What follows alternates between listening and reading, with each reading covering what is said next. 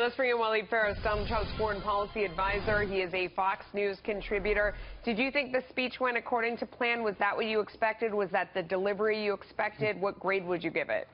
Well, it's a very high grade, cannot give numbers, but two things have been accomplished, at least in the political scene, and then we could talk about the substance. Number one, the charge against Donald Trump that he is Islamophobic is dead today.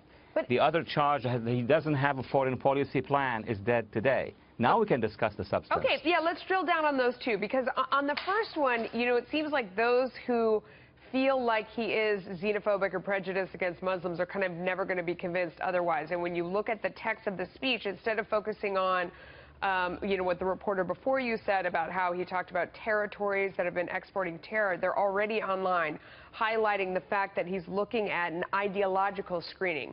People who have to respect our values and our people, that we're going to do extreme vetting to keep out sympathizers to ISIS.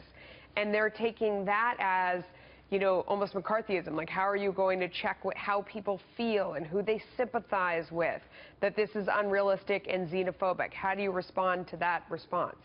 He has two audiences he is concerned about. Of course, the American national public. He has American Muslim and Middle Eastern Arab communities at home. Okay. And you have the Arab and Muslim world outside. He needs to explain to them that he is with them, with their majority, with their moderates, with their reformers, against the jihadists. The opposing camp didn't want him to do this. They were blasting him and blasting him. He's against all Muslims. We want to do a ban. He's terrible. So I, who was in touch with many people abroad, had many difficulties in explaining until he delivered the speech. Now there is a speech. Now it's going to be discussed. Now at least we passed one cap. The second one, of course, is about vetting. Yeah. Vetting is what he criticized the Obama-Clinton administration for removing all the elements of vetting which are ideological. If you ask analysts in our defense or national security, how do you determine?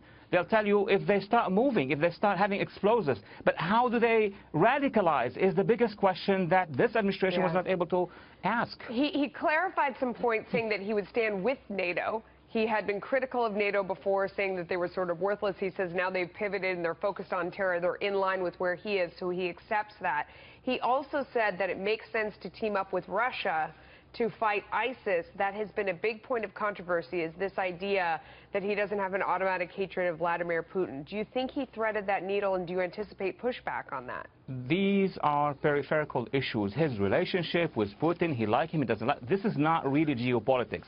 What is geopolitics is, he's going to build a consensus first here at home with Congress, the two parties, then with our allies in NATO. And he criticized NATO not because of the essence of NATO. He wanted them to do more against the jihadists. And now he's building coalitions with Arab Sunnis. He spoke about President Sisi. He spoke about the King of Jordan. And of course, he said, if we have one little margin of work with the Russians against the jihadists, we're going to drop that. So what he's doing is a consensus, a large worldwide consensus to isolate the jihadists so that he can defeat them. Yeah.